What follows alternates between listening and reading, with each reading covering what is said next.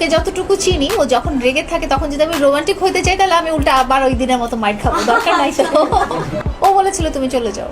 এই ছেলেটি সস্তা ভিডিও মেক করে 55 লক্ষ টাকা কিভাবে পেল এবং এত সুন্দর একটা লাক্সারিয়াস ভাবে সেলুন কিভাবে দিল? তাহলে প্রিন্স মামুন অবশেষে সুগার মাম্মি লায়লার কাছে ফিরে আসলো। হ্যাঁ, মনে হচ্ছে এবার সত্যি সত্যি প্রিন্স মামুন লায়লার বাসায় ফিরে এসেছে। লায়লার এক ইন্টারভিউতে লায়লা এমনটাই বলেন তার ফ্যান ফলোয়ারদের। যখন তার ফ্যান ফলোয়াররা তাকে জিজ্ঞাসা করে মামুনের সাথে তার সম্পর্কটা কি, মামুন কি আদৌ ফিরবে কিনা, তখন লায়লা বলে তাদের সাথে ঝগড়া সাময়িক, খুব শীঘ্রই প্রিন্স মামুন বাসায় ফিরতে যাচ্ছেন। হাতির ঝিলে কি হয়েছিল সেই সম্পর্কে সুগার মাম্মিকে জিজ্ঞেস করা হলে সুগার মাম্মি বলেন তিনি প্রিন্স মামুনকে হাতির ঝিলে ফিরিয়ে আনতে গিয়েছিলেন, প্রিন্স মামুনের সাথে কিছুক্ষণ কথা বলেছেন এবং তার সাথে সময় স্পেন্ড করেছেন। এরপর তারা একটা রেস্টুরেন্টে বসে খাওয়া দাওয়া করেছেন। এরপর প্রিন্স মামুনকে যখন তিনি বাসায় ফিরে নিতে চাচ্ছিলেন তখন প্রিন্স মামুন বলেন যে আপাতত তিনি বাসায় ফিরছেন না, কিছুদিন পরে ভেবে চিন্তে তিনি বাসায় ফিরতে যাচ্ছেন।